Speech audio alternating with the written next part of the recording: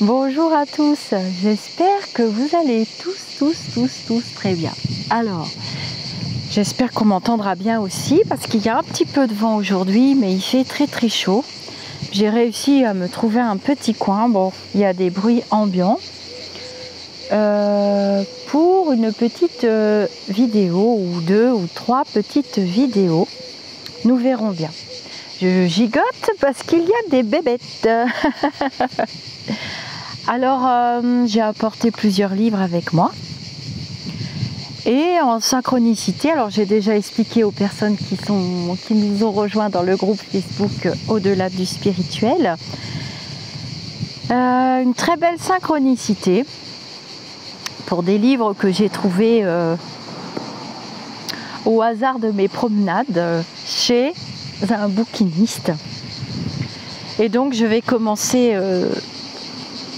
cette lecture à partir d'un livre de Jacques Salomé, La ferveur de vivre. Et puis vous pourrez bénéficier des bruits ambiants de la nature. J'ai déjà fait des vidéos de lecture à partir des livres de Jacques Salomé que j'ai découvert grâce à une collègue qui s'appelait Rosita, qui m'avait offert un de ses livres il y a très longtemps, quand je travaillais de nuit. J'espère que vous allez bien. Peut-être qu'il y en a aussi qui sont en vacances, ou bien il y a des personnes qui tomberont sur cette vidéo en plein hiver. Alors ça, c'est super agréable, moi j'adore. Fort de sa longue carrière de psychosociologue et d'écrivain, avec le regard apaisé d'un homme d'expérience, Jacques Salomé propose un nouvel art de vivre. Construire la confiance en soi, lutter contre les autosabotages à répétition, apprendre à vivre en couple, gérer les messages positifs ou négatifs que nous recevons, oser naître chaque jour pour enfin changer, avoir foi en la vie, vieillir sans se presser. Un livre de sagesse sereine et créative. Il est né à Toulouse en 1935. Il a enseigné pendant 15 ans à l'université de Lille et il s'est consacré à l'analyse des relations humaines. Il est l'auteur de très nombreux ouvrages. Ses livres sont traduits dans plus de 17 langues. Il a également fondé un centre de formation aux relations humaines, Le Regard Fertile, destiné aux travailleurs sociaux, aux médecins et aux psychologues. Donc, je vais me déplacer de temps en temps pour avoir le plus d'ombre possible, ce qui n'est pas tellement évident. Parce que le pain sous lequel je me suis abritée est vraiment rachitique. Alors en synchronicité, je suis tombée, oui, carrément tombée, plaf, à pieds joints, sur des passages. Je vais peut-être me mettre de l'autre côté, même si ça se trouve. Qu'est-ce qu'il nous dit, Jacques Salomé ? Il a souvent eu le sentiment, tout au long de sa vie, de cheminer dans une seule direction, celle qui devait le conduire au plus près de lui. Parfois de façon aléatoire, d'autres fois en étant plus centré, et ainsi d'aller de découverte en découverte concernant ma propre existence, et par là même d'être conduit au mieux, à mieux comprendre l'essence possible de ma venue au monde. La plus magnifique de ces découvertes a été certainement celle qui m'a permis de découvrir que j'étais porteur d'une parcelle, d'une graine de vie, et que cette graine allait constituer la source essentielle de mes énergies, qu'elle allait me vivifier, me dynamiser et me propulser vers les différentes rencontres dont fut tissée mon existence d'enfant, d'adolescent, d'adulte et maintenant de senior. Un terme qui se veut plus élégant que vieillard, puisé dans le vocabulaire des affaires, pour nommer quelqu'un qui jouit d'un statut particulier, fait de compétences, d'expérience, voire de sagesse, pour nous aider à affronter plus dignement la dernière ligne droite, le dernier parcours. Quand j'ai perçu combien cette vie m'était précieuse et qu'il m'importait d'en prendre soin et de la rendre plus belle, j'ai pu aller de petite en grande métamorphose. Par la suite, J'ai mieux compris que je pouvais aussi donner encore plus de vie à ma vie, qu'il m'appartenait de la laisser vibrer en moi et de lui permettre de rayonner tout autour et bien au-delà de ma personne, de l'amplifier chaque fois que c'était possible.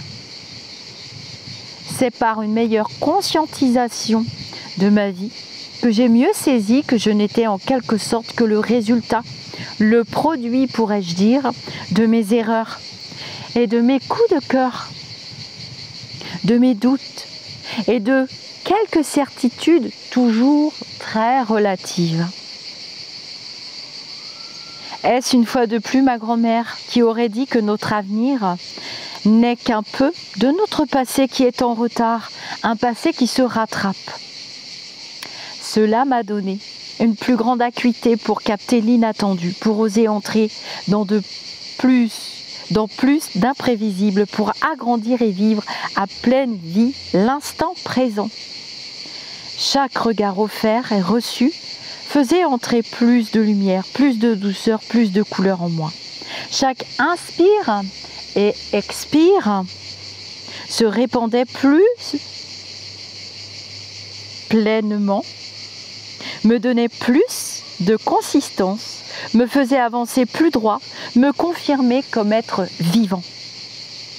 Chaque partage donnait à mon écoute plus de sensibilité pour accueillir l'indicible, entendre les murmures cachés d'une émotion, d'une joie, d'un chagrin ou d'un non-dit. Chaque fois que j'acceptais de capter les mouvements, la vivance de vie chez l'autre, un message venait de moi, plongeait dans mon cœur, puis il m'en parvenait d'autres qui me surprenaient par leur évidence. Ce qui me faisait parfois passer pour un voyant ou quelqu'un de doué d'intuition, alors que je ne suis qu'un écoutant. J'ai appris à accueillir les manifestations multiples et infinies de vie autour de moi, et à laisser venir au plus près les vibrations et à les relancer en écho. Je veux dire à les redonner.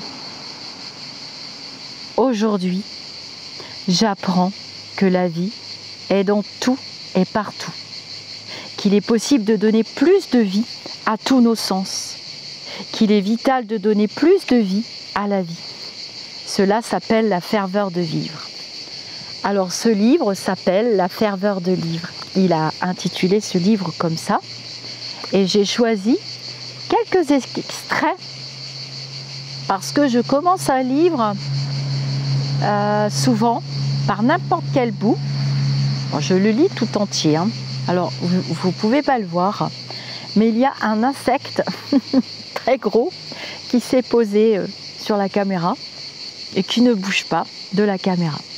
Alors j'ai choisi de vous lire, j'avais déjà lu j'ai fait quelques directs dans le groupe Facebook, c'est pas la même fonctionnalité que le YouTube, et c'est le groupe Facebook Au-delà du spirituel, que je ne gère pas toute seule, qui s'appelle La Voix du Milieu, et d'autres petits passages, et des canalisations que j'ai reçues aussi. La Voix du Milieu. Dans tout cheminement personnel, accepter de prendre et de suivre la voie du milieu est plus difficile qu'on ne peut l'imaginer. Il ne suffit pas d'affirmer avec une certaine dérision, comme certains pourraient le faire, « Je ne suis ni pour ni contre », bien au contraire. Ou de se cacher derrière une difficulté personnelle pour ne pas prendre le risque de se situer, de se vouloir en accord avec les uns et les autres. Prendre la voie du milieu, c'est se libérer de la tentation de suivre la pente descendante ou la plus dégagée, ou encore de prendre celle qui nous semble la plus naturelle parce que la plus connue. En quelque sorte, je rajouterais de moi-même que là, je pense qu'il parle de sortir de sa zone de confort. Cela suppose un courage plus intime, celui de ne pas se laisser définir par les attentes, les peurs, les désirs ou les injonctions de l'entourage. Pour ceux qui me suivent et qui suivent mes pérégrinations, je tombe sur ce livre tout à fait au hasard, parce que chez les bouquinistes, il n'y a qu'un exemplaire, forcément. Ce sont des livres d'occasion. Bon, quelquefois, il y en a 2, ça dépend des auteurs. Eh bien, vous reconnaîtrez que je vis là un beau feedback, une belle synchronicité. Ne pas se laisser définir par les attentes des autres, les peurs, les désirs ou les injonctions de l'entourage. De ne plus se laisser entraîner par les courants dominants, ni polluer par le politiquement correct ou piégé par des attitudes réactionnelles ou encore enfermé dans des comportements d'opposition. Cela veut dire aussi arrêter d'osciller entre des conduites stériles alimentées par des révoltes sans but ou de se laisser engluer par une passivité morbide et paralysante en résistant au laisser-faire et à la démission. La voie du milieu se situe dans un ancrage fait de l'acceptation de ce que nous sommes au présent et du courage de se confronter à la réalité telle qu'elle se présente, en sachant que tout est signe, que chaque événement a du sens, que chaque rencontre comme chaque séparation s'inscrit dans un tout dont nous sommes la partie provisoirement visible. Et oui, nous ne sommes que la toute petite face immergée de l'iceberg, puisque nous sommes inscrits dans un tout, dans les lettres de l'univers. La voie du milieu suppose aussi que nous ayons trouvé un fil conducteur en accord entre avant, maintenant et après. Autrement dit, que nous ayons clarifié les zones d'ombre de notre passé, que nous ayons accepté de nous réconcilier avec l'enfant que nous avons été en ayant effectué un nettoyage vigilant de la tuyauterie relationnelle avec les personnes significatives de notre enfance. Je ne sais pas, vous, je lirai vos commentaires. Je ne sais pas si vous l'avez fait. Moi, je l'ai fait en 2015, en 2016 et en 2017 et franchement, ça fait du bien. D'ailleurs, je salue au passage les personnes qui, depuis surtout l'expérience covidesque, sont psychologues de métier et psychiatres parce qu'ils ont beaucoup de travail. Que nous ayons accepté de remettre en cause des croyances erronées, des savoirs en conserve devenus périmés, face aux changements et aux découvertes nouvelles concernant les relations humaines. Cela demande un accord au présent entre nos pensées et nos actes, entre nos choix de vie et nos valeurs, entre nos ressentis et ce que nous exprimons, entre nos engagements et nos loyautés. Et oui, la loyauté envers soi-même. Ne pas plier devant les exigences de l'autre. Personne n'est obligé de faire comme l'autre nous dicte. Parce que là, on tombe dans les dictates. Et dans les dictates, vous connaissez le mot dictature. Donc vous comprendrez ce que ça veut dire. La voie du milieu conduit vers l'avenir sans l'idéaliser ou le diaboliser. Elle trace son chemin en acceptant d'accueillir l'imprévisible. Elle se nourrit de l'espérance dans le renouvellement de nos potentialités, de tout ce qui nous reste à découvrir, de nos ressources encore méconnues ou inexplorées. Quelquefois, l'expérience, on va nous la servir et nous la resservir. Puissance 10, puissance 20, puissance 30, puissance 50, puissance 60, puissance 100, puissance 1000, jusqu'à ce que nous l'ayons complètement assimilé et puis digéré avec notre estomac spirituel. Pour ceux qui arrivent, alors je vois encore, malgré que le contenu est beaucoup plus restreint, bon, j'avais prévenu ma communauté, je vois beaucoup de personnes qui arrivent, je les salue, les nouvelles personnes, et beaucoup dans le groupe aussi. Et d'ailleurs, vous participez, le groupe est très vivant. C'est pas la même fonctionnalité que YouTube.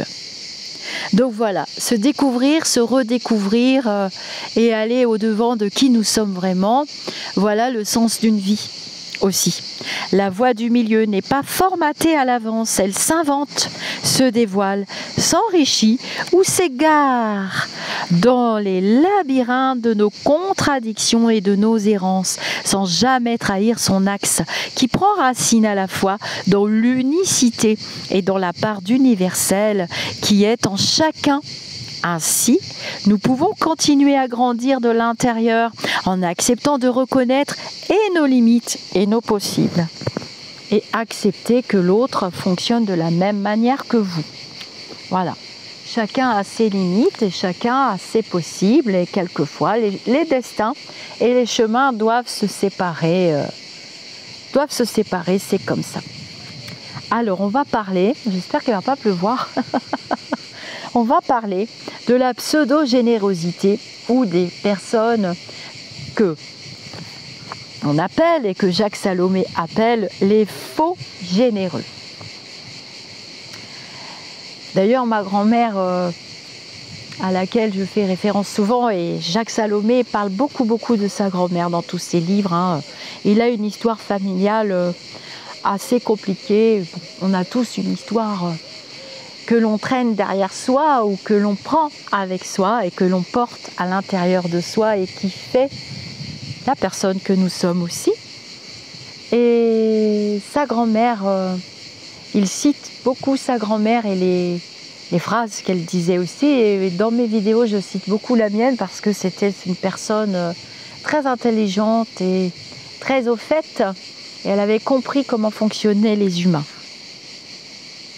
La pseudo-générosité est plus répandue qu'on ne le croit. Elle fait souvent plus de violence que de plaisir à celui sur lequel elle se dépose. Habituellement, celui qui est réellement généreux ne le crie pas sur les toits. J'en reviens à ce que je vous dis souvent. Je vous ai dit que je ponctuais souvent les lectures que je fais parce que je dis que la mort d'une bonne action, c'est d'en parler. Et quelqu'un qui vous jette à la figure sans arrêt tout ce que j'ai fait pour toi, tu pourrais être plus reconnaissant, tout ce que j'ai dit pour toi, et comment j'ai fait, et comment ceci, et comment cela, il est dans son ego. Ce n'est pas de la générosité. La vraie générosité, elle est complètement désintéressée. On n'attend rien en retour, si ce n'est que la personne soit heureuse elle-même, ou bien qu'elle donne le sens qu'il convient à ses expériences et à sa propre vie. Celui qui énonce à chaque occasion « moi je sais donner, je n'ai aucune peine à faire bénéficier ceux que j'aime de tout ce que j'ai, si quelqu'un est dans le besoin, je lui donne, s'il y a une chose que l'on ne pourra pas me reprocher, ce sera de ne pas avoir été généreux. » Mais bien sûr, au-delà de ses paroles et de ses intentions hautement proclamées, celui-là donne en réalité fort peu. Nous vivons dans un monde d'apparence. Et méfiez-vous des apparences.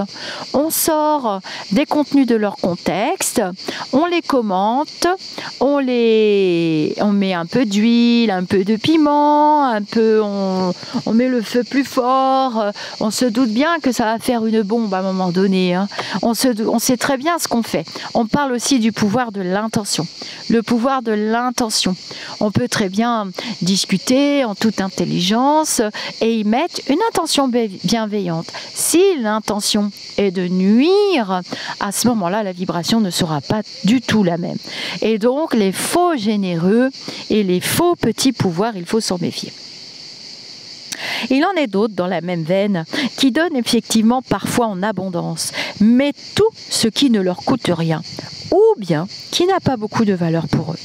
Ceux-là nous envahissent de leur bonté, nous gavent de tout ce dont nous n'avons pas nécessairement besoin, nous irritent et nous font fuir. Le faux généreux nourrit sa propre image d'une fiction à laquelle il croit dur comme fer. C'est pour ça que quelquefois je vous dis que la personne ne sait pas. Elle croit elle est dans ses croyances. Et ces croyances, il y a d'autres personnes qui les partagent. Elles ne sont pas forcément limitantes, mais souvent ça tourne toujours pareil, toujours pareil, toujours pareil, toujours pareil. On peut utiliser tout un espace de vie dans les mêmes croyances. Il n'y a pas de limite de toute façon au libre arbitre. Donc voilà pour les faux généreux.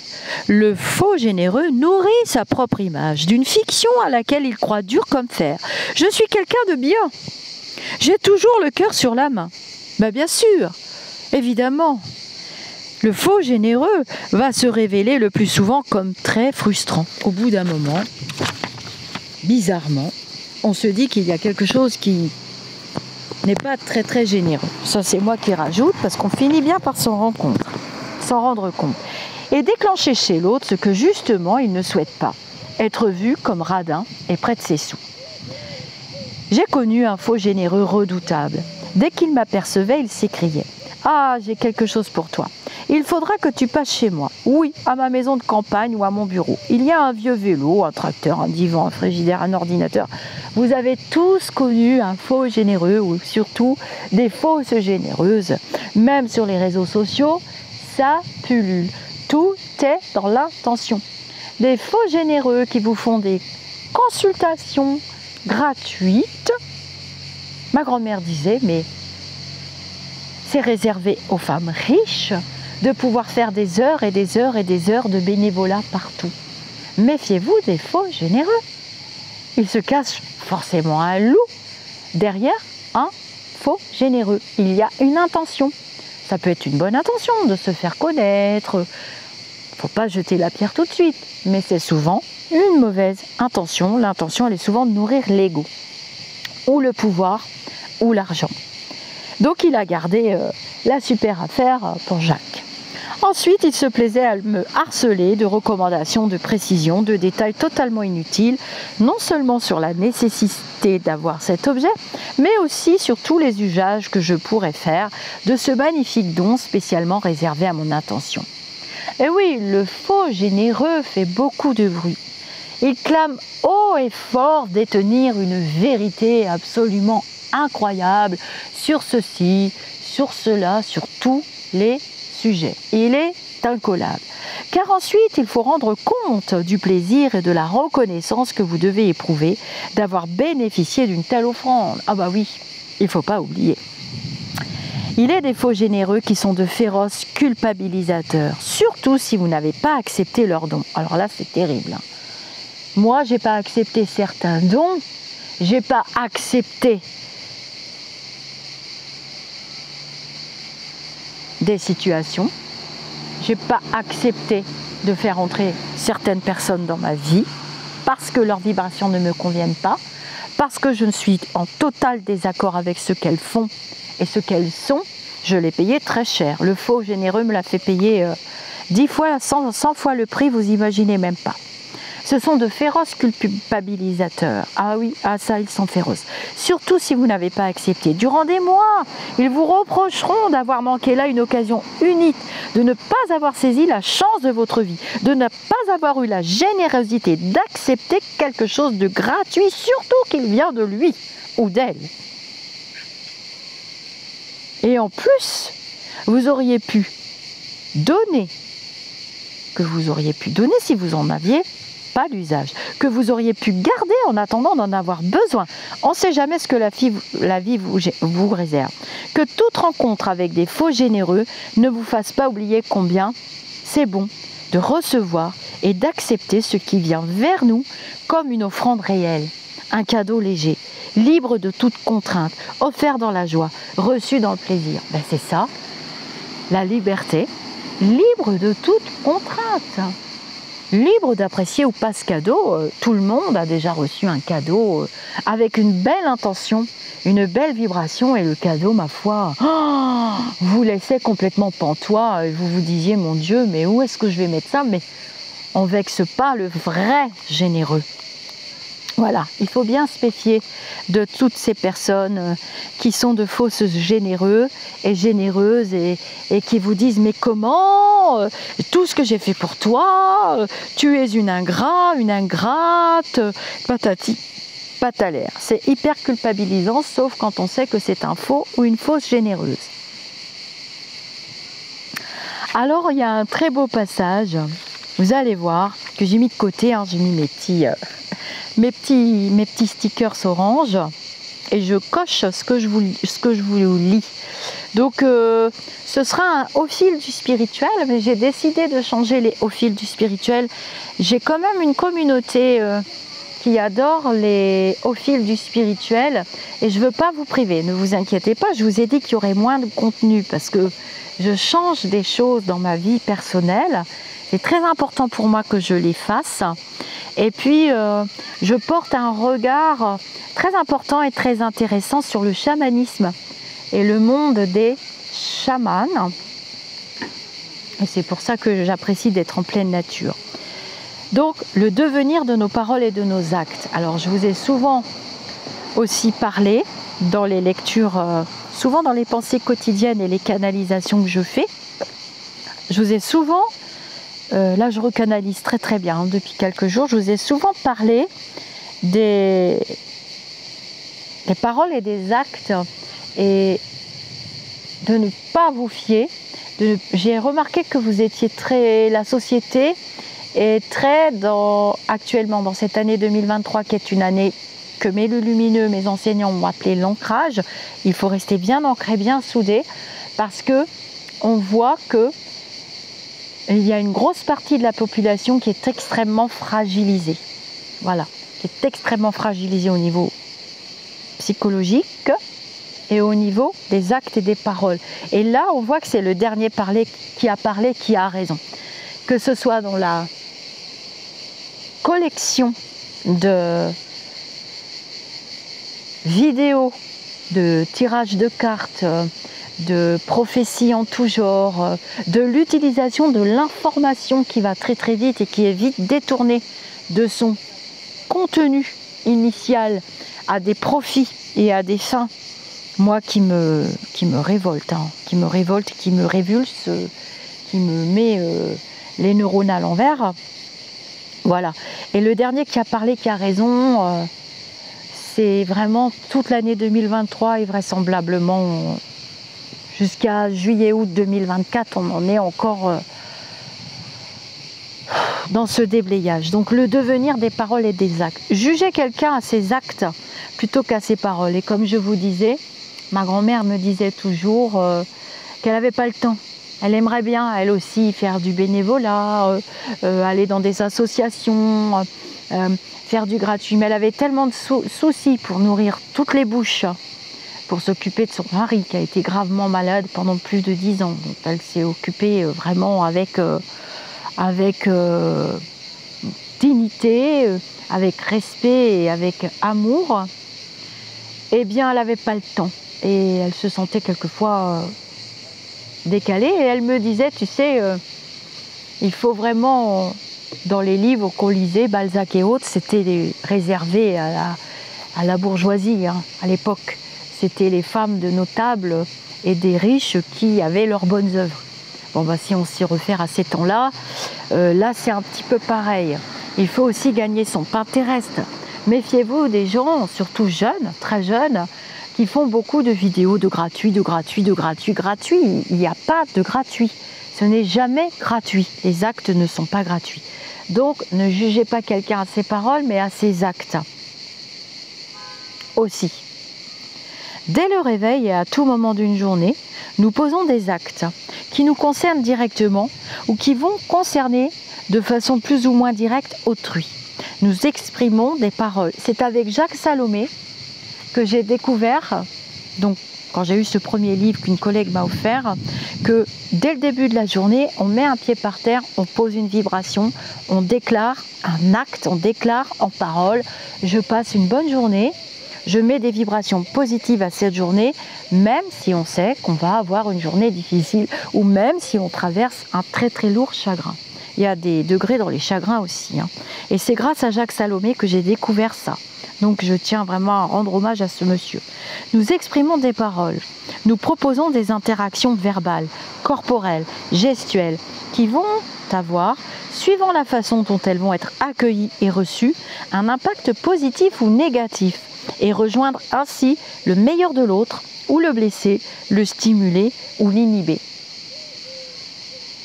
Mais savons-nous qu'une des règles d'hygiène relationnelle parmi les plus importantes est de savoir que c'est celui qui reçoit le message qui lui donne un sens. Voilà. Nous sommes responsables de ce que nous disons dans une situation particulière, à un instant de vie particulier, nous ne sommes pas responsables de ce que l'autre comprend et nous ne sommes pas responsables de ce que l'autre en fait. Parce qu'on peut détourner des propos et les utiliser toujours dans la vibration pour nuire à quelqu'un. Ou bien on peut les utiliser pour rendre quelqu'un plus heureux. Et nous sommes en train d'avancer vers l'ère du Verseau et nous sommes en âge d'éveil. Et en âge d'éveil, il est important de comprendre ça et c'est pour ça qu'il y a des personnes qui se sont penchées sur le sujet comme M. Jacques Salomé. Mais c'est nous qui alimentons la vibration. Il se trouve que nous n'avons pas toujours la disponibilité, ni l'écoute, ou simplement la sensibilité pour évaluer l'impact et le retentissement de nos paroles sur autrui. La plupart du temps, nous avons peu de moyens pour entendre ou comprendre comment notre message sera entendu. Vous avez entendu tout à l'heure dans un des chapitres précédents qu'il nous parlait quand même de la liberté d'être qui nous sommes et de la liberté de dire non. Mais quelquefois dire non, ça a un prix aussi. Voilà, l'autre refuse de l'entendre et fera ce qu'il a à faire. Mais ça vous appartient plus, ça appartient à l'autre. La plupart du temps, nous avons peu de moyens pour entendre ou comprendre. Nous avons au contraire très souvent beaucoup d'aveuglement concernant leur impact.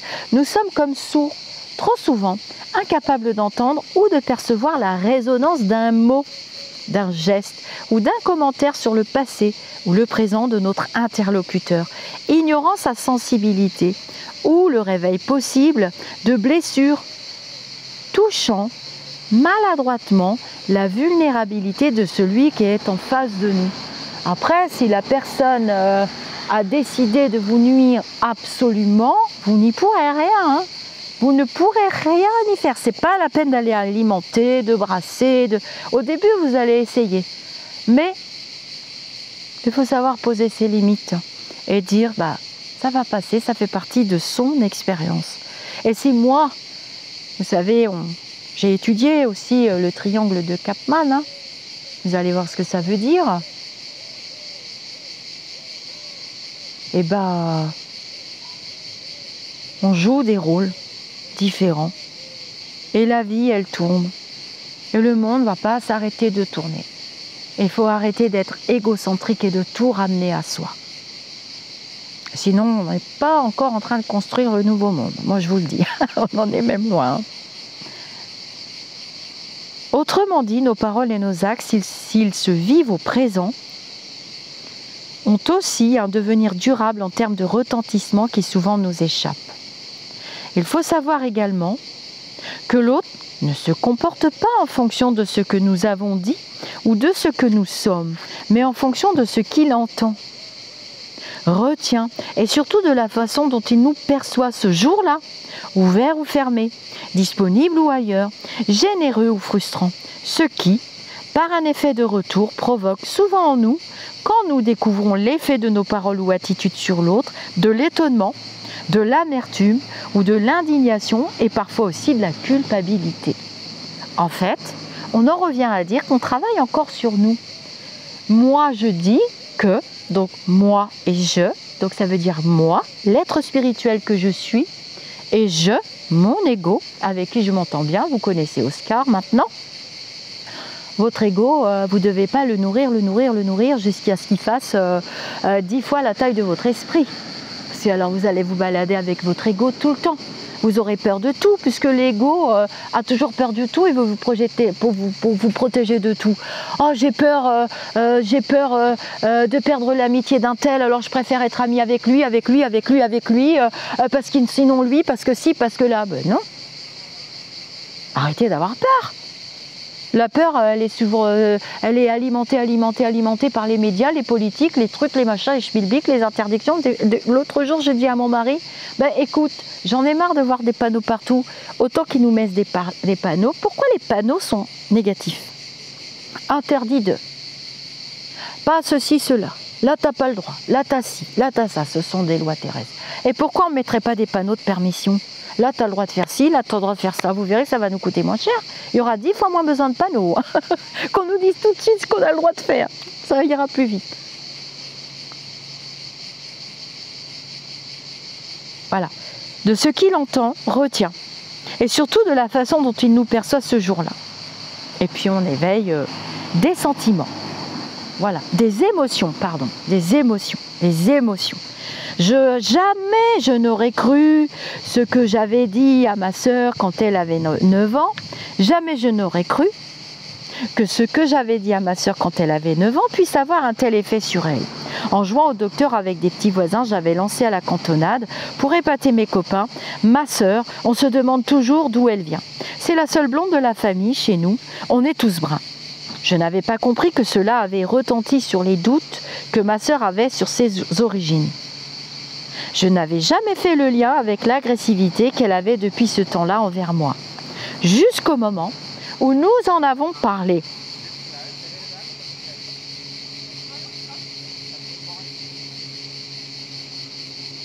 « 35 ans plus tard, il y avait eu, la veille où nous avions joué ensemble, un reportage à la télé sur les enfants conçus durant l'occupation des Allemands. Tous blonds et robustes. Et dans notre quartier, circulaient des bruits sur les femmes qui avaient couché avec des Boches, comme on disait à l'époque. Alors Boche, il a écrit B-O-C-H-E-S. En fait, ma grand-mère m'avait expliqué pendant la guerre qu'on appelait les Allemands les Boches par rapport au matériel Bosch, les bougies Bosch, les bougies pour les véhicules et autres matériaux et matériels qui venaient d'Allemagne. Donc comme on disait à l'époque, pour ceux qui sont plus jeunes et peut-être qui n'ont pas très bien connu cette histoire un petit peu à la fin de la guerre, on tondait les femmes. Il y avait beaucoup de dénonciations, on mettait les femmes sur la place publique et celles qui étaient accusées d'avoir eu des relations avec des Allemands, on les tondait sur la place publique, on leur mettait des pancartes, on les faisait défiler nues, enfin bon bref, ma grand-mère m'avait raconté ça. Elle était très très jeune mais elle se souvient très très bien. Et ma sœur avait porté durant des années la honte que l'on puisse penser qu'elle pouvait être la fille d'un Allemand. Alors je vous rappelle que Jacques Salomé est né en 1935. Donc 1935, la guerre s'est déclarée en 39 jusqu'à 39, 40, 45 à peu près, 39. On dit 39, 40 hein, non. En fait, elle a duré quand même assez longtemps et le manque a duré longtemps aussi. Tiens, j'ai perdu ma petite barrette moi. Si je la perds, mon petit crabe, après, je suis embêtée. Alors, ma femme répétait à toutes ses amies que je ne voulais pas d'enfant, alors que j'avais seulement dit que je ne me sentais pas prêt pour devenir père. Vous voyez, c'est pas la même chose. Elle comprenait qu'il ne voulait pas d'enfant. Alors lui, il disait qu'il n'était pas prêt. Vous voyez que la parole et l'action n'est pas accueillie de la même manière par les protagonistes. Que j'avais besoin d'un peu de temps pour apprivoiser en moi cette possibilité et toutes ses conséquences. Le fait qu'elle témoigne de notre intimité devant des étrangers m'a longtemps blessée et a contribué à nourrir des blocages chez elle et chez moi. Nous n'avons pas eu d'enfants ensemble et cela nous a séparés. Et c'est souvent, je vous dis, que quelquefois, on prononce des paroles, c'est le maître Omram et mes enseignants spirituels qui m'ont fait découvrir que la pensée, la puissance de la pensée, qui devient parole, elle descend dans la matérialité et ça peut se concrétiser dans la matérialité. Et nos peurs les plus profondes, souvent, et les plus terribles, souvent elles se matérialisent. Il faut faire attention. J'ai entendu ma mère dire à une voisine, alors que je venais d'avoir 7 ans. Depuis que j'ai perdu son père, je me suis remise à travailler. Et moi, au lieu d'entendre qu'elle était veuve, j'ai surtout reçu comme un choc et amplifié le mot « perdu ». Et j'ai tout de suite pensé que c'était ma mère qui était allée perdre mon père dans la forêt, comme dans l'histoire du petit poucet. Je me suis mise à la détester et pendant des années, je ne rentrais pas de l'école directement à la maison. Je faisais le tour de la ville essayant de retrouver mon père perdu. En affinant notre écoute, en regardant surtout celui ou celle à qui nous parlons, nous pouvons mieux percevoir l'impact en eux de ce que nous leur disons. Nous pouvons nous donner ainsi plus de chances de mieux communiquer et de mieux partager. À condition, c'est toujours pareil, que la personne soit aussi dans des vibrations d'écoute, de compréhension, de partage. Quand la personne est déjà dans sa colère, donc c'est-à-dire dans l'émotion, quand elle est déjà dans son désir, c'est son choix de vengeance. Quand elle est déjà dans une autre vibration qu'on appelle les vibrations lourdes et dans des vibrations qui vous font passer à l'acte, elle vivra cette expérience, elle devra la vivre. Mais ensuite, les énergies lui reviendront. Ça fonctionne comme ça, les énergies lui reviennent. Donc, je n'entends pas les leçons. On me dit, j'ai quand même utilisé mon instant de vie pour, j'ai pas terminé, j'espère, travailler sur moi. Et ma chaîne YouTube, c'est juste un outil d'échange et de partage. Si vous voulez travailler sur vous, travaillez sur vous. Si vous ne voulez pas le faire, vous ne le faites pas le faire. D'abord, le mot travail, mes enseignants spirituels cette semaine, ils m'ont dit que ce n'était pas vraiment le mot adapté. Ils parlent, eux, plutôt d'évolution, de l'évolution de notre esprit, de l'esprit incarné que nous sommes. Nous sommes dans un véhicule adapté à ce monde, un corps terrestre. Et eux, ils me parlent plus d'évolution, d'enseignement. Alors c'est vrai qu'il faut quand même bûcher un peu parce que les vibrations sont lourdes en ce moment. Et moi, par moment, j'ai un petit peu la flemme. Et on parle de vibrations. Et quand les vibrations sont pas bonnes, si on est dans la trahison, le mensonge, la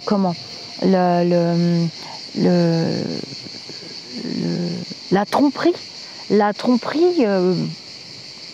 c'est pas des vibrations desquelles, alors c'est des vibrations et des actes et des paroles desquelles on tire de puissants enseignements, ça c'est vrai. Mais ensuite on les transforme, nous sommes des transformateurs, hein. C'est tout, des transfos. Voilà, c'est ce qu'ils m'ont dit. Ils m'ont dit de toute façon tu es un transfo, tu transformes tes émotions, ça peut devenir des sentiments et on a tous envie d'amour, on a tous envie d'atteindre cette vibration. Mais il y a des leurres sur le plan terrestre, il y a très peu d'amour sur le plan terrestre. Alors, je l'ai déjà dit aussi dans d'autres vidéos, c'est un peu redondant pour ceux qui suivent, j'ai déjà expliqué que ce qui nous rapproche vraiment de ce sentiment, c'est, il le dit un petit peu là, c'est quand on devient parent, on a cette attache très particulière, alors pas pour tous, hein, mais d'une façon générale. On a cette attache très particulière avec notre enfant et on donnerait notre vie pour lui. Vous voyez, ça c'est de l'amour. Mais quand je vois des trucs chamallows d'amour inconditionnel, il n'existe pas tellement sur le plan terrestre puisqu'on est venu se perfectionner. Donc ça ne sert à rien de jeter la pierre à Pierre, Paul, Jacques, que celui qui n'a jamais péché jette la première pierre. Et qu'est-ce qu'on fait avec les réseaux sociaux? On continue d'alimenter. Voilà. Alors là, il parle maintenant du point de focalisation, de fixation ou de cristallisation. J'espère que vous appréciez cette synchronicité. Je vais chercher mon petit post-it, excusez-moi. Cette synchronicité, ce livre que j'ai trouvé comme un très très beau cadeau du ciel, hein, encore une fois de plus. Et je me suis dit, mais attends, j'y crois pas, c'est pas possible. En plus de la bague, ça j'ai tout expliqué dans le groupe. Une bague pour un acte que j'allais commettre. J'avais une décision très importante à prendre dernièrement. Je vous ferai une histoire de médium. C'est une très belle histoire de médium que je veux qu'elle ait sa place sur la chaîne. Il arrive parfois que dans une relation entre deux personnes, des accusations, des reproches récurrents s'installent. Chacune de ces accusations est souvent fondée. Elle peut s'appuyer sur des faits, des paroles, des comportements constatés, chez l'un comme chez l'autre. Alors oui, si la personne est toute seule à vous prouver par X et par Y, avec des trucs, des machins, des bidules, que tout est de la faute de l'autre. Non, non, ça n'existe pas, c'est très rare sur le plan terrestre. On a tous une part de responsabilité dans chaque expérience. Donc moi, quand on me menace, qu'on veut me mettre à genoux, qu'on me fait du chantage, beaucoup de chantage, hein, beaucoup de chantage. C'est pour ça que j'aime moins le YouTube, beaucoup de chantage. Si tu fais pas ci, je te préviens que. Si tu fais pas ça, je te préviens que. Si tu fais pas comme ci, je te préviens que. Ça marche pas sur moi parce que je vis les expériences. Voilà. Pour moi, c'est pas une leçon. Qu'un autre être humain te fasse du chantage, je trouve ça très laid de sa part. Il fait du chantage, il s'installe et puis c'est le seigneur des lieux. Ben, c'est un peu, vous savez, l'histoire du roi lion. Un dessin animé de ma fille préférée. Je pense qu'on est nombreuses et nombreux à avoir eu des enfants du même âge ou des petits-enfants pour d'autres qui ont vu 4 milliards de fois le roi lion. Ah, c'est un très beau dessin animé d'ailleurs, une très belle philosophie dedans. Alors, parfois même à l'aide de points de repère précis, pour la plupart exacts, pris dans un contexte vérifiable, confirmé par des échanges, validés à partir d'une réalité incontestable. Ainsi, l'un sera atteint, déstabilisé parce qu'un engagement pris n'a pas été respecté ou qu'il a perçu le comportement de l'autre, ses paroles ou ses commentaires comme le visant directement de façon blessante ou irrespectueuse. Attention à la manipulation que d'autres personnes et à l'influence que certaines personnes ont. Une emprise, ça s'appelle. Pas d'emprise sur moi, c'est pas possible. Hein, maman, c'est vrai. D'ailleurs, maman m'a réclamé des vidéos. Alors j'ai dit, bon, je vais en faire une parce qu'elle aime bien. Elle écoute la nuit, comme beaucoup d'entre vous. En face, il peut arriver que l'autre ne se reconnaisse pas dans cette perception négative de lui comme étant capable d'avoir fait cela. Alors oui, là il vous explique bien qu'on sort les choses de leur contexte et on les ponctue avec des points d'exclamation et on en dit ce qu'on en veut et on dirige toutes ces choses sorties de leur contexte de façon soit à faire du bien, soit à nuire, puisque nous sommes dans des vibrations. Il souffre des intentions qu'on lui attribue et à son tour, il ne se sent ni entendu, ni compris, ni reconnu, ni accepté comme il se perçoit. Un cycle infernal est enclenché. Le contenu de tout échange va ainsi être perverti, pollué, s'engluer dans des auto-justifications sans fin autour de ce qui aurait dû être fait ou pas fait, d'ici, dit ou pas dit, entendu et compris par l'un ou par l'autre. Donc c'est sans fin et ça n'intéresse absolument plus personne au bout d'un moment. Ça devient un bourbier sans nom. Ça, c'est exactement ce qui se passe pour la divination et les prophéties. À force d'aller voir et revoir dans l'astral et l'heureux astral, on est dans du bas astral et en fait on ne voit plus rien. Et c'est pareil pour les histoires des uns et des autres. En fait, le contenu réel du malaise, du malentendu ou du conflit porte la plupart du temps, sans que cela soit énoncé clairement, sur des attentes implicites.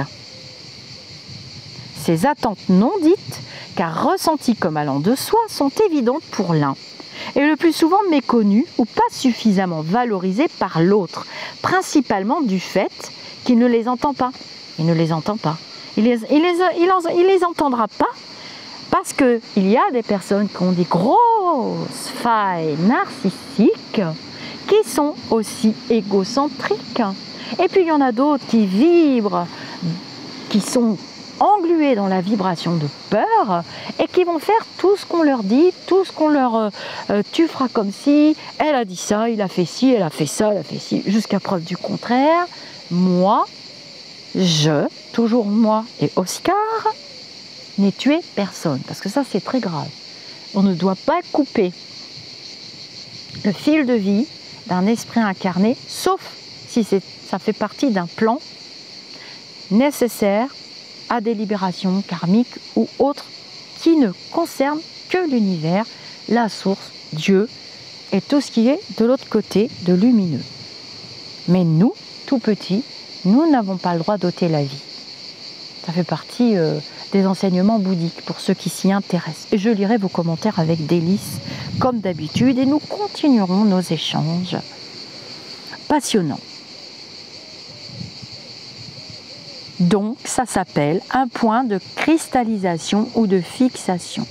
La focalisation sur des ressentis personnels autour desquels deux protagonistes ne s'accordent pas et vont mutuellement se blesser. Il faut couper tout de suite l'échange.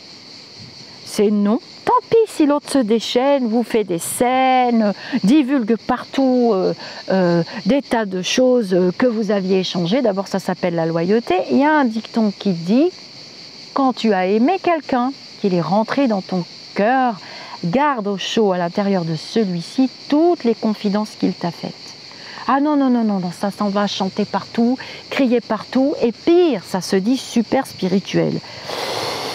Ça fait partie des enseignements spirituels aussi. Et oui, ça fait partie des enseignements spirituels. Alors pas la leçon, hein.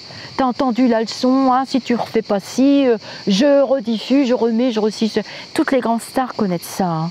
Si vous voulez des exemples concrets sur le plan terrestre, les grandes stars, on a vu dernièrement des gros tribunaux avec foison d'avocats, des trucs incroyables.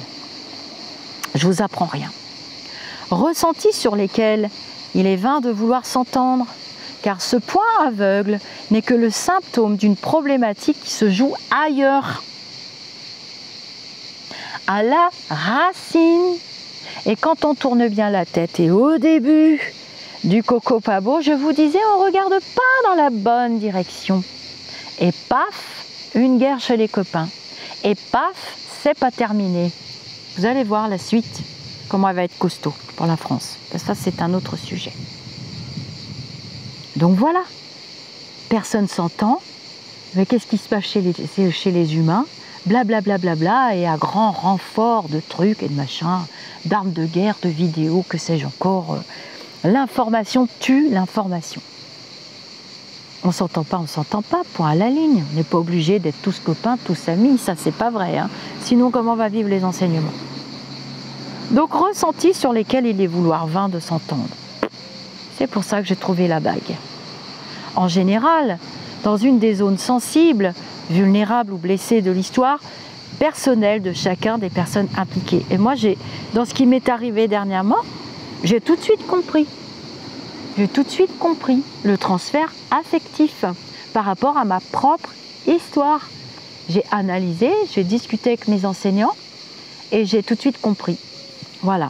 Après, il faut savoir qu'il y a des humains qui ont du flair du ressenti et qui peuvent utiliser les transferts affectifs pour vous utiliser vous, parce que vous avez quelque chose qu'ils veulent avoir, ou bien quelque chose qu'ils veulent posséder d'une manière plus facile qu'en bûchant eux-mêmes. Si tu dois avoir du succès, tu en auras de toute façon. Si tu ne dois pas en avoir, tu n'en auras pas non plus. Mais il y a souvent une partie de notre histoire personnelle, dans n'importe quelle histoire. Qui lâchera prise? Qui renoncera à se justifier, à continuer d'être persuadé que son point de vue est le bon, le plus juste, le plus correct par rapport à celui de l'autre, que son attitude était tout à fait justifiée et évitante dans telle ou telle circonstance? Ce lâcher-prise est rare. C'est ce qui explique que ces situations risquent de s'enquister durablement et ainsi blesser profondément et durablement l'une et l'autre des personnes concernées. Et quelquefois, je le dis, le silence est aussi une réponse. Le silence est aussi une réponse. Vous pouvez très bien laisser penser à l'autre, quand vous avez compris qu'il était que dans son ego, que là pour servir des fins personnelles, ego, pouvoir, argent, c'est trois mots faciles à retenir dans la spiritualité. Eh bien, vous laissez la situation. Si l'autre vient vous dire je te préviens, tu as compris la leçon, dorénavant ceci, dorénavant cela, vous ne pourrez pas l'arrêter. Mais le silence est aussi une réponse. Et ne pas se justifier, c'est aussi décristalliser la situation pour vous. Tout ce que vous le faites pour vous, hein. Pas pour l'autre. Rarement pour l'autre. De temps en temps pour l'autre. Bien entendu que ça existe. Mais ce lâcher-prise est rare. C'est ce qui explique l'enquistement durable de certaines situations. Et souvent, vous me posez la question. Et l'expérience que vous devrez vivre, si vous n'arrivez pas à vous extraire et à regarder de l'extérieur, vous la revivrez, vous la revivrez, vous la revivrez, jusqu'à ce que vous compreniez et jusqu'à ce que vous alimentiez d'autres vibrations. Elle m'avait pourtant dit qu'elle prendrait en charge la moitié des frais de déplacement. Mais quand nous sommes arrivés, elle a contesté cet arrangement, disant, il y a des bestioles, que la décision de voyager en première classe avait été prise par moi, que je l'avais bien informée, mais qu'au fond d'elle-même, elle n'était pas d'accord avec cette façon de faire, et que j'aurais dû comprendre mon malaise. Vous voyez un peu le truc? Il m'a accusé de lui avoir fait un enfant, dans le dos. Lors de notre relation sexuelle, je l'avais pourtant prévenu que ce jour-là, j'étais en période d'ovulation, mais il a prétendu que j'en avais parlé trop tard, qu'il n'avait pas pu se retenir, que j'étais donc seule responsable de cette situation et que c'était à moi de prendre toutes les dispositions nécessaires pour faire passer cet enfant. Cela m'a révoltée. J'ai décidé de garder l'enfant, mais depuis, il ne cesse de me reprocher de l'avoir berné. Nous étions bien d'accord, du moins je le croyais, que dès qu'il aurait terminé ses études, nous partirions faire le tour du monde tous les deux en amoureux. Ses études sont terminées depuis plus de 10 ans et nous n'avons pas fait un seul voyage ensemble. Dans chacune de ces situations, chacun argumente, fait la preuve qu'il est sincère, que c'est l'autre qui n'a pas tenu son engagement ou n'a pas compris son sens exact, son importance, le point de cristallisation lié à l'impact sur l'image de soi, réveille une situation inachevée, réactive, une blessure infantile qui se remet à saigner tout à l'intérieur sans être facile à repérer. C'est ce qui explique la répétition et la récurrence de certains conflits ou malentendus dans les relations avec les proches. Voilà. J'ai trouvé ces extraits fascinants. J'espère qu'ils vous auront plu. Et vous voyez que là, dans les exemples qu'il a cités, on projette sur l'autre. C'est ta faute. Je vais te donner une leçon. Mais on n'a pas de leçon à recevoir. On n'a pas à se soumettre à du chantage. Personne ne devrait faire ça, se soumettre à quelqu'un d'autre. Comme je le dis, et je le dirai jusqu'à mon dernier souffle, je ne me mets à genoux dans ma vie terrestre que devant Dieu, l'univers, la source, un enfant qui pleure ou un animal. Mais jamais devant un autre être humain. Ce n'est pas des leçons qu'on reçoit. Déjà, premièrement, ça s'appelle des enseignements. Et ce sont des expériences que l'on vit ou qu'on décide de ne pas vivre. On peut très bien décider de ne pas vivre l'expérience de dire ça ne m'intéresse pas. On ressent que la vibration est complètement alimentée par l'emprise d'une autre situation ou d'une autre personne qui ne nous concerne pas. Mais souvent, on projette sur l'autre quelque chose qui nous appartient. Des blessures qu'on n'a pas résolues. C'est ça aussi, travailler sur les enseignements et travailler sur ça. Et c'est vraiment très très intéressant d'avoir des maîtres, des enseignants très très inspirants. Donc je vous invite à vous procurer ce livre si vous voulez. Je ferai d'autres instants, vous inquiétez pas. Il y a beaucoup de chapitres hyper intéressants. Alors la voie du milieu, j'ai bien aimé le passage parce que je vous parle aussi régulièrement du Tao. J'aime beaucoup parler du Tao. Donc je reprendrai, vous voyez, il y a d'autres petits chapitres. Les saboteurs de bonheur. Alors oui, les saboteurs de bonheur, d'ailleurs, on finit par même plus y faire attention. Les saboteurs de bonheur, des gens qui sont tout le temps dans le négatif, qui assombrissent l'espace-temps d'autres personnes, qui les tirent vers le bas et puis qui s'en vont en disant « Ah bah écoute, c'est pas de ma faute, hein, t'as qu'à te débrouiller maintenant, hein, mais moi j'ai rien fait. » Et hop, ils disparaissent et puis ils reviennent régulièrement. Bon, ça s'appelle quand même les pervers narcissiques. Voilà, vous voyez, il y a une phrase là, je tombe dessus. Ce qui est remarquable chez les saboteurs du bonheur, c'est leur apparente sincérité, l'affirmation d'une bonne foi inébranlable dans leur jugement ou leur opinion, qu'ils ont sur les êtres et les choses et surtout sur eux-mêmes. Ils ne savent remettre en cause ni leur regard, ni leur écoute, ni cette sensibilité particulière qui leur fait percevoir en premier le mauvais, qui existe parfois bien sûr de la vie.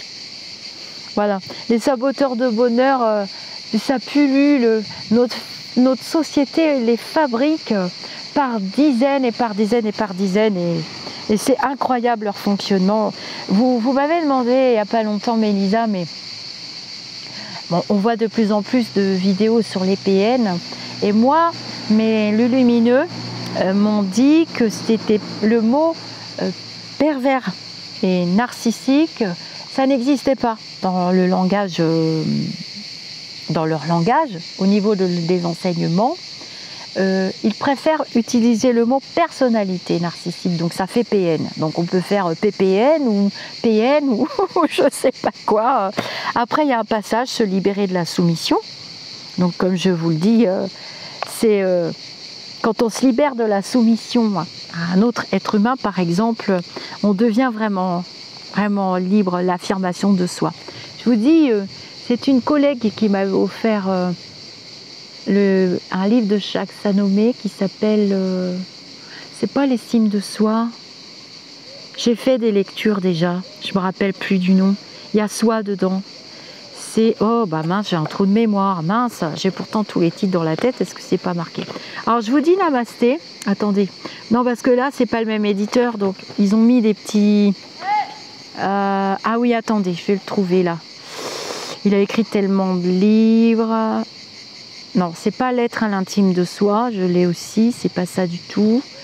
Ben non, il n'est pas dedans. Bah, vous allez le retrouver, vous me le mettrez dans les commentaires. Alors, on va se dire namasté. Alors oui, il y a des titres dedans, les saboteurs de bonheur, à propos du quotient relationnel. L'autre, c'est avant tout celui qui n'est pas loin, les amitiés toxiques. Je vous dis, j'ai trouvé ça fabuleux comme livre. Peut-on tout accepter de ses amis, tout accepter au nom de l'amitié? Bien sûr que non, c'est marqué. Je crois qu'il s'agit d'un vrai ami, d'un ami fiable. Il doit connaître notre sensibilité, apprécier nos valeurs et surtout sentir ou percevoir nos zones d'intolérance et de vulnérabilité. Bah oui, la vraie amitié, c'est ça. De notre côté, quand votre ami n'entend pas que vous ne voulez pas être ami avec votre pire ennemi, c'est pas votre ami. Je crois que c'est... Il n'y a pas plus clair. Il est hors de question, ça c'est pas possible. De notre côté, quelle que soit l'affection ou l'amitié que nous pouvons avoir envers une personne, il ne convient pas de se transformer en carpette ou en poubelle devant elle et de tout accepter venant de sa part. Voilà. Une relation amicale harmonieuse est celle qui permet de demander sans fausse pudeur. Après, si votre ami il vous jette partout publiquement que tous vos défauts sans une seule de vos qualités, c'était pas vraiment un ami. C'est comme le pardon, on va en reparler du pardon, parce que je te demande pardon, et puis l'autre te dit oui, t'accordes le pardon, puis après, bref, on va pas en revenir. Il y en a pour longtemps. Je vous dis, des sujets, il y en a. Voilà. Donner sans réticence, recevoir et accueillir dans le respect de soi et de l'autre, refuser sans culpabilité et en se responsabilisant. Refuser. Si un ami ou une amie n'accepte pas que vous refusiez et qu'il insiste et persiste pour vous entraîner là où vous ne voulez pas aller, c'est pas un ami, vous n'avez rien perdu. Le plus souvent, un faux ami qui s'abritera derrière son amitié et qui revendiquera la vôtre pour vous demander quelque chose d'inacceptable. L'amitié suppose un accord entre deux êtres dont le fondement profond repose sur la connaissance, naître avec la tolérance et le respect mutuel.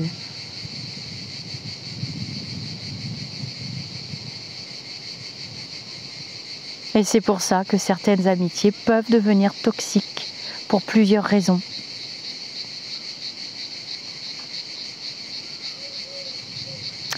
Ça sera le prochain chapitre. Être solidaire. Ah, on verra ce que nous dit Jacques à propos de la solidarité. Vivre à deux, accordé ou désaccordé. Femmes et hommes, osons communiquer. Importance du lien. Bah oui, nous sommes des êtres...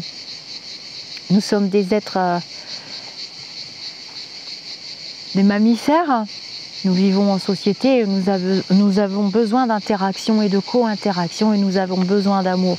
Il y a un passage très intéressant, les ayatollahs de la relation. Alors ça c'est incroyable. Hein.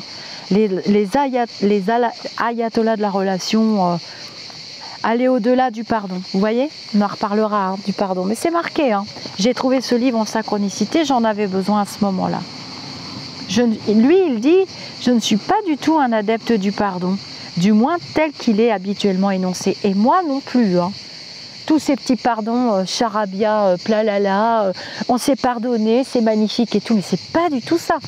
Le pardon, c'est comme la gratitude. Gratitude, le contraire, c'est l'ingratitude, comme ça vous comprenez le mot.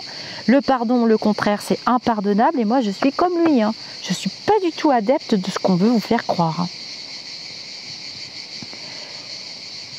Voilà, il n'est pas du tout adepte, du moins tel qu'il est habituellement énoncé, et qui consisterait pour celui qui accorde son pardon à se sentir soulagé, à se croire libéré d'une injustice ou d'une violence reçue, à croire à la réconciliation parce qu'il a donné un quitus et déchargé de tout remords celui ou celle qui l'a blessé, humilié ou exploité. Alors ça n'existe pas.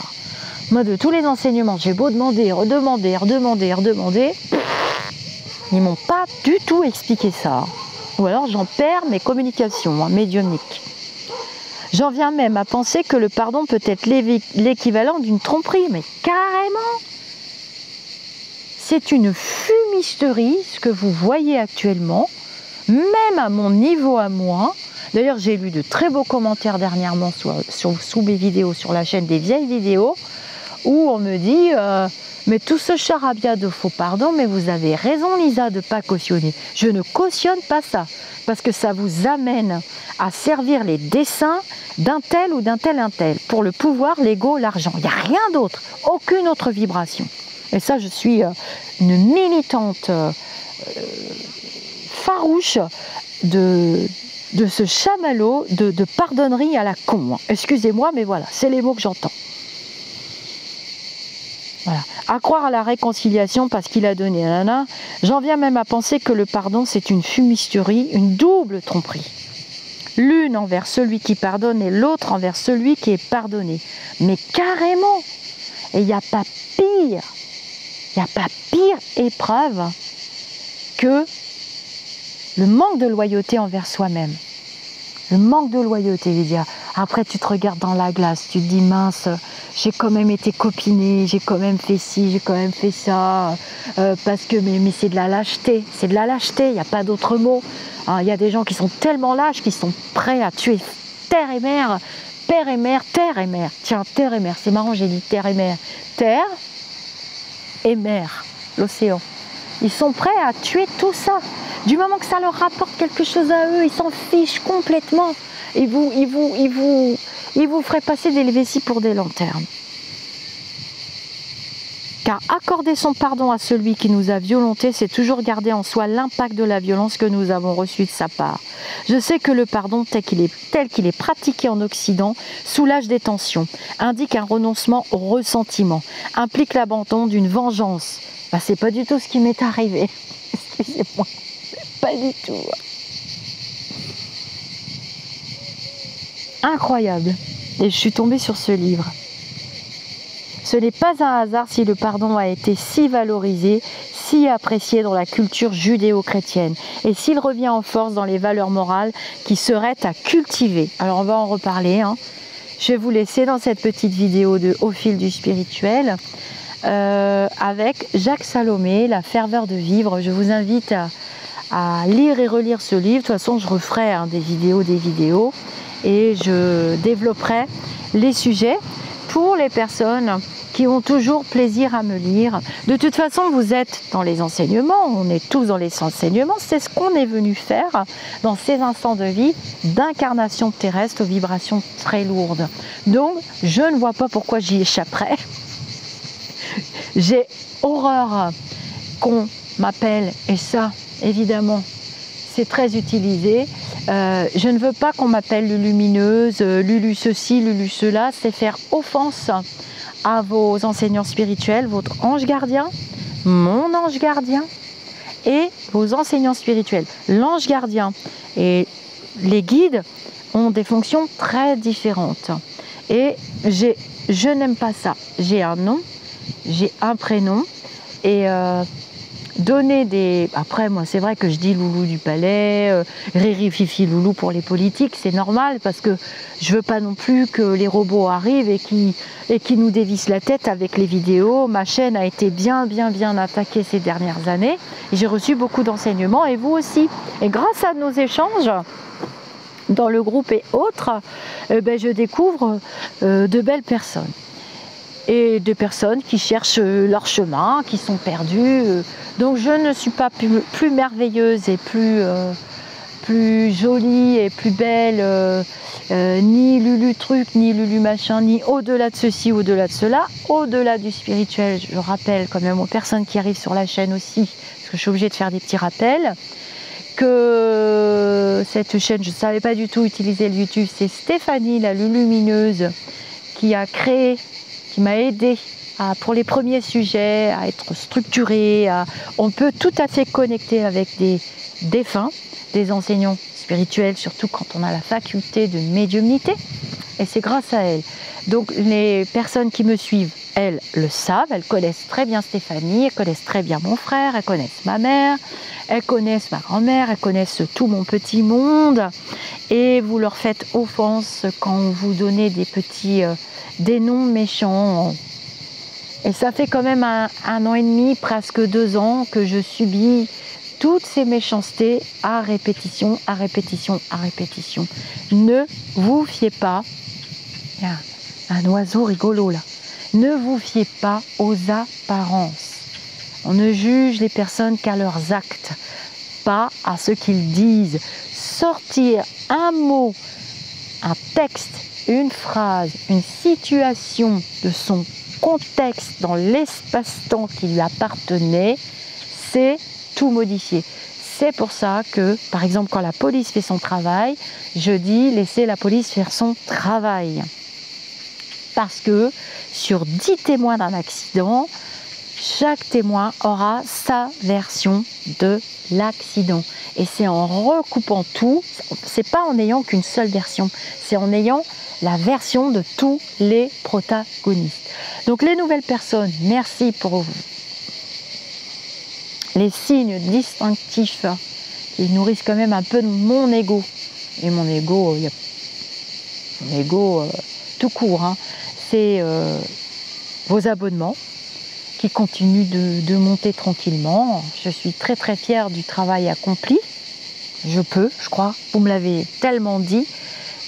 Et pour vous abonner, donc vous pourrez participer au chat quand je fais des directs intempestifs, quelquefois bien avant les graves événements qui arrivent, et je déboule soit dans le groupe où je me sens plus en sécurité, plus entourée, soit sur la chaîne YouTube, pour faire par exemple des journaux des lumineux ou des vidéos de prédiction qui servent à un peu à mettre la population à l'abri ou un peu à vous préparer à des choses du futur qui ne sont pas toujours forcément rigolotes ou bien à tenir le coup aussi pendant la période Coco pas belle. Voilà, j'ai fait quantité de vidéos aussi, mais on ne peut pas en faire trop. On le fait à la demande des enseignants spirituels qui ne sont pas à notre disposition. Nous nous mettons à leur disposition, nous les médiums. Le contraire ne se peut pas. Enfin, c'est ce que j'ai compris. Après, libre à vous d'aller écouter d'autres versions. Et donc, pour vous abonner, vous avez la possibilité de vous créer un compte Gmail avec une adresse mail. Et à partir de ce compte, vous fouillez dans les paramètres. Il y a beaucoup de personnes très âgées qui me rejoignent. Et à partir de ces paramètres, eh bien, vous pourrez commenter sous les vidéos. On échange. J'essaye d'être au plus proche des personnes qui suivent les vidéos. Puis après, elles s'en vont, elles reviennent, chacun fait sa vie. C'est la liberté, c'est ça aussi qui est magnifique. Et vous avez le petit bouton s'abonner, une petite cloche s'abonner, vous vous abonnez. Et comme ça, vous recevez des notifications normalement quand je poste des vidéos. Il y a moins de contenu dernièrement parce que je réoriente aussi ma vie personnelle, je l'ai déjà dit. Mais pour les nouvelles personnes, je répète. Donc merci beaucoup, namasté, pour toutes les nouvelles personnes qui arrivent. Les ragots, les bruits de couloir, les vipères, les couleuvres, ben, vous changez de chaîne. Parce que c'est vrai que les personnes qui m'apprécient, moi je ne vous empêche pas d'apprécier qui vous voulez, hein. C'est la liberté, hein. Vous pouvez être dans des vibrations, celles que vous voulez, hein. C'est votre libre arbitre, ça ne me regarde pas. Et je sais qu'on n'est que de passage, donc c'est l'expérience qui compte et ce qu'on en retire et de quelle façon on va la digérer et de quelle façon on va monter encore une marche et on va encore grandir. Je n'ai pas besoin d'écrire des tas de livres, des tas d'oracles, des tas de trucs, des tas de machins. J'essaie juste d'être moi et je vous invite à faire pareil. Soyez-vous. Quant au pardon, c'est quelque chose de très fort qui moi m'a demandé, j'ai presque 60 ans, voilà.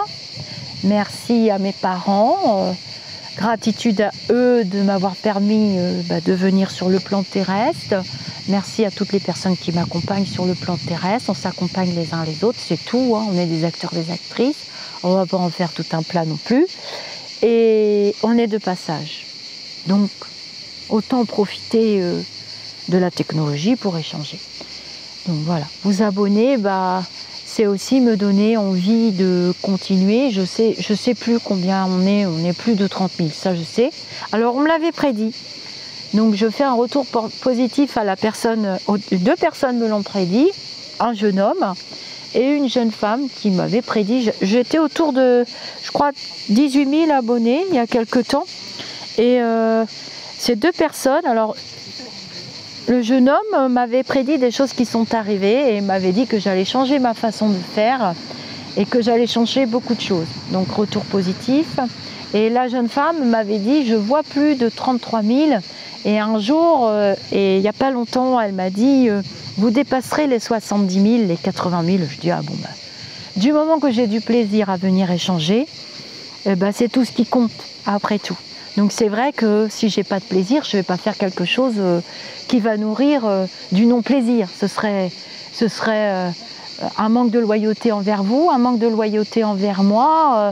Mais j'ai lu vos commentaires aussi et je sais ressentir la peine que ressentent certaines personnes par rapport au fait qu'ils n'ont plus leur vidéo de détente. Alors je le sais parce que déjà, vous me l'avez écrit, vous m'avez envoyé des mails, j'ai reçu énormément de messages.